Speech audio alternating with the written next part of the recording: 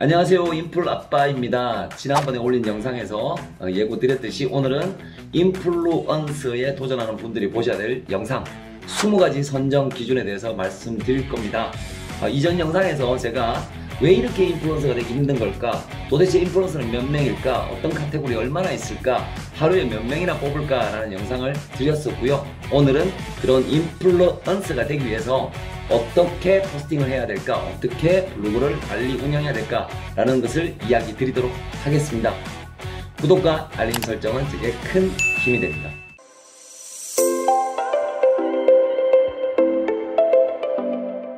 자, 인플루언서 선정 기준 20가지 시작하도록 하겠습니다. 첫 번째, 일관된 주제로 포스팅해라. 이거는 누구도 이설이 없을 것 같습니다.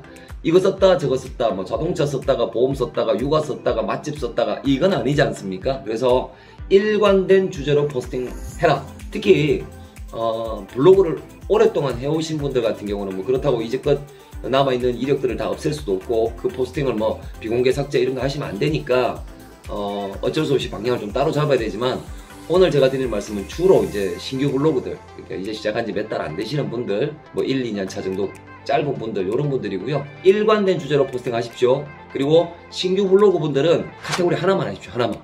네, 인플루언서 되고 싶다면 아예 하나만 하십시오. 2개, 3개 해서 뭐 절대 하지 마시고요. 뭐 70%, 80% 이런 거 하지 마시고 무조건 하나만 하십시오. 자, 두 번째, 최소 포스팅 개수는 100개가 넘어야 됩니다. 예전에 제가 3월입니다. 3월 이전에 제가 인플루언서를 만들 때는 최단기 34개 포스팅으로도 만들었거든요. 근데 그건 굉장히 희소성 있는, 축구입니다. 축구 프리미어 리그 뭐 이런 쪽에서 굉장히 희소성 있는 축구 칼럼리스트를 그 인플루언서 만들 때는 34개 포스팅으로 34개만 딱 포스팅해서 인플루언서 선정을 했어요. 근데 지금은 안 됩니다. 안 되고요. 아무리 작아도 100개 포스팅 이상은 넘으셔야 된다라는 이야기입니다. 자, 그런데 하루에 10개씩 열을, 그건 아니고요. 세 번째, 블로그 개설 90일이 넘어야 된다. 무슨 얘기냐면, 이 기준에 보면 지금 이 패턴이 나타나는 건 뭐냐면, 1일 1포스팅 하라는 어떻게 보면 은연중에 지시사항입니다. 그래서 90일 이상 블로그 개설하신 분, 이렇게 되니까 뭐 90일 이상 하고 100개 포스팅이면 1일 1포스팅 하라는 얘기네요. 자, 네 번째, 이 얘기 또 나옵니다. 예전에는 뭐 1일 1포스팅을 안 해도 인플루언서 되는 분 되게 많았었어요. 3월 30일 이전에. 근데 지금은 근자에, 그러니까 5월 달의 패턴들은요, 1일 1포스팅, 즉 안정적인 컨텐츠를 지속적으로 공급할 수 있는 분이 분명히 어드밴티지가 있습니다. 자, 다섯 번째, 스킨 작업 소개글. 이게 무슨 말이냐면, 전문 역량이라고 있잖아요. 아무래도 네이버가 인플루언서 선정할 때 전문가 집단을 좋아하겠죠. 그러면 전문성이라는 것은 글 속에 배워 나오고 정보 속에 배워 나오는 것도 있지만, 딱 들어갔을 때 첫 느낌이라는 것도 있거든요. 그게 어떤 거냐면 뭐 스킨 작업을 얘기하는 거죠. 그래서 스킨 작업이 좀 잘 돼 있는 게 꼭 인플루언서만을 위해서는 아니고요. 방문자나 본인 성장을 위해서도 기본 스킨 외에 본인이 조금 뭐 스킨 작업을 좀 신경을 좀 쓰시는 게 훨씬 더 유리하고요. 소개글 잘 적으셔야 됩니다. 소개글 공란으로 놔두는 분도 되게 많고요.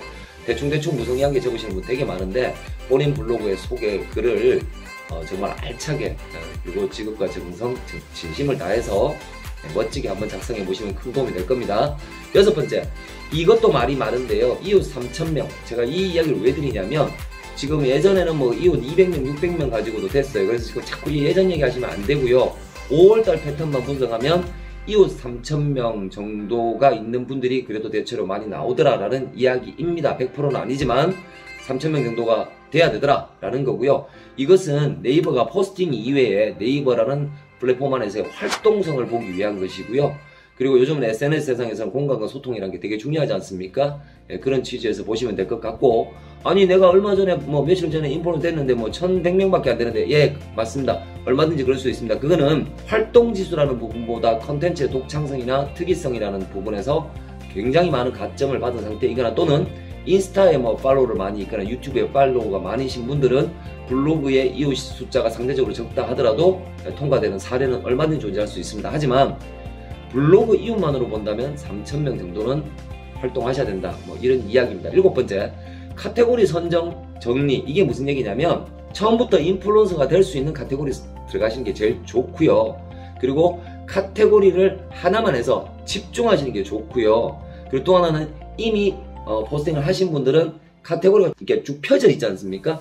그 쭉 펴져 있는 거를 여러분들께서 조금 압축을 조금 하셔야 된다라는 이야기예요. 그걸 갖다 들었다 꼭 이렇게 옮기지 마시고요. 블로그 들어가서 글쓰기 관리에 들어가시면 카테고리 한 개 한 개 별도로 지정을 해도 이게 저품질 원인은 안 되거든요. 그래서 그렇게 그 카테고리를 처음부터 선정을 잘하거나 아니면 하나만 딱 물고 들어가거나 아니면 조금 펼쳐져 있다면 한번 정리를 해라. 자, 8번째, 퀄리티 높은 이미지입니다. 이게 무슨 얘기냐면 전문가적인 어떤 성격을 인플루언서에서 네이버가 인플루언서에게 요구를 하고 있는데 이미지를 어디 막 부엽고 흐리고 각도도 안 맞고 답답하고 항공샷에 뭐 이런 뭐 사이즈 좌우도 안 맞고 이런 걸 네이버는 인플루언서 선정에서 굉장히 좀 배척을 많이 하더라고요. 그래서 좌우 정렬 이미지 사이즈 딱딱 맞아 떨어지는 거 하시고요. 사진 한 장 찍더라도 좀 이쁜 사진, 멋진 사진, 잘 나온 구도, 요거는 제가 영상을 따로 올려놨습니다. 사진 잘 찍는 20가지 요령에 대해서 그 영상 한번 봐주셨으면 좋겠고요. 9번째, 매거진형 구성과 전개입니다. 이게 무슨 얘기냐면 어떤 분들 보면 사진 7, 8장 올리고 글 한 50줄 쓰시고 또 사진 한 2장 얹고 또 글 50줄 쓰시고 이렇게 마무리하는 분도 있는데요. 아무래도 또 시각적인 효과라든지 전문가적인 어떤 뉘앙스 같은 게 네이버가 요구를 많이 하다 보니까 본문의 내용도 줘야 되지만 전개와 구성에서도 되게 탄탄해야 됩니다. 그래서 6, 7줄 쓰고 사진 6, 7장 쓰고 사진 그리고 한 번씩은 세로 버전형을 이미지 슬라이드 이런 식으로 정말 어떤 고급 매거진, 고급 잡지를 보는 듯한 형태로 퀄리티 있게 전개를 좀 해주셨으면 좋겠고요. 10번째, 구어체 대화형 포스팅입니다. 이게 무슨 얘기냐면 이야기할 때 그 아주 전문적인 카테고리 있죠. 뭐 의사라든지 뭐 약사라든지 또는 뭐 변호사, 변리사 어떤 사자 붙는 그런 분야에서는 다 안학가로 끝나서 극존칭을 사용하시는 게 맞는데요. 대부분의 블로그 포스팅은 조금의 편안한 분위기로 이끌어 가시는 게 좋습니다. 그래서 구어체의 대화형, 그러니까 혼자 이야기한다는 느낌보다는 상대가 나한테 질문도 하고 궁금해하는 걸 미리 예측해서 이런 부분 궁금하시죠? 그래서 제가 다녀왔거든요. 제가 오늘 속 시원하게 풀어드릴게요 하면서 이런 식으로 대화를 하는 형태, 구어체 대화형, 요거 굉장히 중요한 포인트거든요. 그렇게 포스팅을 하시고요. 11번째, 이제 독창성입니다. 네이버가 인플루언서를 만들면서 얘기한 게 미디어 중심 창작자 뭐 이런 얘기 많이 했거든요. 미디어라는 말과 창작자는 말이 많이 썼어요. 이 창작자라는 말은 바로 크리에이트라는 얘기고, 크리에이트라는 부분은 바로 독창적일 때 이게 크리에이트로 존중받지 않습니까? 그래서 하나의 컨텐츠를 만들거나 하더라도 굉장히 이제 크리에이티브하게 좀 유니크하게 이렇게 좀 하시는 게 좋고요. 12번째 이제 메이커스입니다. 메이커스는 물건을 만들거나 뭐 이렇게 하시는 분들이겠죠. 뭐 수공예품을 만들거나 이렇게 할 때도 독창성, 창작성 이런 부분 굉장히 부각을 좀 하고, 그러니까 아까 요 위쪽 부분하고 조금 상관이 있는데요. 있는 키워드를 잡으려고 포스팅하지 마시고요. 때로는 본인이 크리에이터로서 또는 메이커스로서 어떤 전문가로서의 신뢰감이 있대 소신이 있으신 분은 키워드와 상관없이 자신만의 키워드를 만들더라도 양질의 컨텐츠, 창작의 컨텐츠, 크리에이티브 컨텐츠, 독창적 컨텐츠에 과감하게 도전하십시오. 구독, 좋아요. 자, 13번째 키첼 키워드 포스팅입니다. 이게 무슨 얘기냐면 일반 블로그들은 해당이 안 되는데 네이버의 인플루언서가 되면 키워드 챌린지 10만 개가 있지 않습니까? 그들만 챌린지를 걸 수 있는. 근데 그 10만 개 키워드 중에서 나하고 맞는 키워드가 있어요. 그런 것도 본인이 뭐 인플루언서 견주어서 키워드 챌린지 들어간다라고 생각하지 마시고요. 인플루언서들이 도전하는 10만 개 키워드 챌린지 중에 나하고 맞는 키워드를 포스팅을 지속적으로 이렇게 발행해 주시고 정보성 발행해 주시면 여러분들 인플루언서 성공되는데도 도움이 상당히 됩니다. 자, 14번째 모먼트 있죠? 이거 제가 다른 영상에도 설명을 드렸는데 모먼트 삽입, 그 다음에 퀄리티 높은 이미지, 그리고 동영상 본문 삽입, 이런 것들이 요즘 네이버의 추세란 말이에요. 그래서 굳이 네이버가 신규 서비스를 밀고 있는데 그걸 굳이 배척해서 일부러 안 쓴다, 이거는 좀 네이버로부터 사랑받을 자세는 아니거든요. 그래서 조금 힘드시겠지만 포스팅 하실 때 모먼트를 늘 활용하는 방법, 그거를 고민 좀 하셨으면 좋겠고요. 자, 15번째 요 부분도 갑론을박이 많은데요. 최소 일방문자가 요즘은 아무리 작아도 500명, 1000명 선을 넘어야 됩니다. 예전에는 뭐 일방문자가 뭐 크게 중요한 요소도 아니고요. 지금도 일방문자 기준으로 뽑는다, 안 뽑는다, 이거 절대로 아닙니다. 왜 그러냐면 방문자만 많으면 무조건 인풀, 모먼트만 쓰면 인풀, 키첼만 하면 인풀, 그림만 이쁘면 인풀, 글만 잘 쓰면 인풀, 아닙니다. 그거 아닙니다. 종합적으로 판단을 하거든요. 얼마나 활동을 안정적으로 지속적으로 하느냐, 얼마나 컨텐츠가 크리에이티브하고 다른 사람들도 뺏겨 쓴 게 아니고 굉장히 유니크하냐부터 시작을 해서 다수의 시그널들을 분석해서 인플루를 선정을 한단 말이에요. 그 중에서 방문자가 절대적이고 지대한 영향을 주지는 않지만 분명히 일부 영향을 미치는 게 맞고요. 제 기준은 1000명입니다. 그래서 여러분들 서희초 활동, 이웃 활동 좀 하셔서 1000명은 최소 좀 돌파를 시키고 인플루언서에 도전하시면 도움이 될 것 같습니다. 자, 16번째 정보성 키워드입니다. 여러분들 본인도 모르게 인플루언서 도전하시는 초보 블로거들은 이게 정보성 키워드인지 비즈니스 키워드인지 뭐 실행급 키워드인지 뭐 뭔지도 모르고 막 쓰시는데요.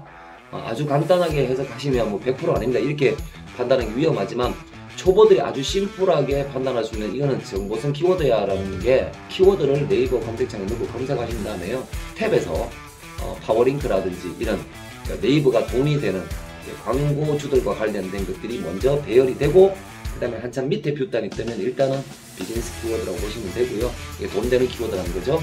그게 아니고 어떤 키워드를 입력했는데 그 결과 뷰단부터 먼저 노출이 되면 그럼 정보성 키워드라고 인식하셔도 엄청난 오차는 없을 겁니다. 그래서 이거 모르고 본인이 아무리 지금 정도의 나이를 쓰더라도 노출이 되더라고요. 초보 블로그 같은 경우 비즈니스 키워드 자꾸 건드리면 인플루언서 선정에서는 절대 유리한 위치가 될 수 없습니다. 그래서 정보성 키워드 많이 쓰십시오. 자, 17번째 세분화된 주제입니다. 이게 무슨 얘기냐면 큰 카테고리가 있잖아요. 그러면 제가 예를 들어서 여행을 한번 이야기를 해볼게요. 근데 여행에도 방법이 되게 많지 않습니까? 명사나 사적지, 유적지, 박물관, 뭐 또는 제가 뭐 섬 도서 지역을 돌아다닌다, 아니면 산만 여행을 다닌다든가, 아니면 가족과 함께 하기 좋은 그런 곳들만 찾아서, 여행도 방향이 여러 가지가 있겠죠. 그런데 제가 세분화된 주제라는 게 무슨 이야기냐 하면, 도서 지역이면 도서 지역, 해외면 해외, 동남아면 동남아, 또는 뭐 유적지면 유적지, 뭐 이런 식으로 조금 더 확 좀 압축을 하셔야 돼요. 물론 그 일반 블로그도 이렇게까지 하실 필요는 없어요. 오히려 그게 좋다고 얘기할 수는 없거든요. 근데 인플루언서에 도전하실 때, 특히나 이 5월달 이 기류, 6월달 이 기류로 봤을 때는 대카테고리에서 확 더 줄인 공격적이고 과감한 세분화된 카테고리도 되게 중요하다고 저는 생각을 합니다. 자, 18번째 옴니 채널인데요. 이걸 뭐냐면 아까 말씀드린 채널 영향력이라는 말과 일맥상통하는 말입니다. 꼭 블로그만이 아니더라도 여러분이 뭐 인스타 또는 유튜브 또는 페이스북 같은 다른 플랫폼도 적극적으로 활동해서 네이버의 블로그와 시너지 효과를 같이 낼 수 있다면 여러분들이 인플루언서 선정되는데 훨씬 더 유리하게 작용을 합니다. 자, 19번째 철저하게 규칙 준수. 지금 이 이미지를 제가 몇 장을 보여드릴게요. 지금 이 이미지는 제가 실시간으로 강남 맛집을 검색한 결과입니다. IT 정복남이라는 분이 첫 번째 노출되셨고요. 그리고 글자는 지금 2959자이고요. 두 번째 강남 맛집으로 노출된 분은 귤공주의 미캉월드 인플루언서시네요. 글자 수가 3535자입니다. 그리고 세 번째, 그러니까 중간에 카페를 빼버렸거든요. 블로그만 보겠습니다. 세 번째 노출되신 분은 오늘 뭐 사먹지? 라는 블로그명을 가지신 분이 글자 수 3503자입니다. 그리고 네 번째 뷰단에 노출되신 분이 푸푸니의 잡동사니 다락방이라는 블로그명을 가지신 분이고 글자는 3333입니다. 3300, 3500, 그리고 3500, 그리고 2959니까 3000, 3500, 3500, 3300. 여러분 어떠신가요? 물론 요 글자 수는 공백을 포함한 겁니다. 그래서 뭐 두 가지 기준 다 쓰실 필요는 없고요. 그냥 글자 수하고 공백 다 포함한다고 가볍게 생각하시면 될 것 같고, 3000자, 3200자, 3300자, 3500자 사이가 대한민국 맛집 중에서 그래도 가장 고급 키워드에 속하는 강남 맛집의 뷰단 1, 2, 3, 4위 블로그들의 평균값입니다. 여러분은 몇 자 쓰시나요? 자, 어쨌든 철저하게 규격 좀 준수해 주셨으면 좋겠고요. 20번째, 포스팅 하실 때 그 정보에 대한 나열, 사건에 대한 전개, 이거보다는요 경험 그리고 의견 중심의 스토리 전개, 이거 되게 중요합니다. 이게 요즘 네이버한테 굉장히 많이 부각이 되는 거거든요. 5월달에만 해도 벌써 네이버가 2번의 업데이트를 했는데, 거기서 검색 의도, 뭐 자연 검색어, 그 다음에 버트 모델부터 시작해서 검색자의 의도를 얼마나 더 깊이 파악할 수 있을까라는 부분이 요즘에 네이버의 굉장히 뜨거운 이슈가 되어 있습니다. 그래서 단순히 정보만 전개하거나 사건만 전개하는 그런 글보다는 경험과 의견 중심의 스토리 전개를 네이버가 우대하고 있습니다. 자, 이상 20가지를 말씀을 드렸고요. 여러분들이 만약 이 20가지 기준에 철저히 맞춰서 포스팅을 한 방향으로 쭉 이렇게 가신다면 머지않아서 네이버 인플루언서가 될 거라고 저는 확신합니다. 구독, 좋아요. 제가 말씀드린 20가지 기준을 하나씩 잘라서 이것만 잘하면 돼, 이것만 잘하면 돼, 이렇게 보지 마시고요.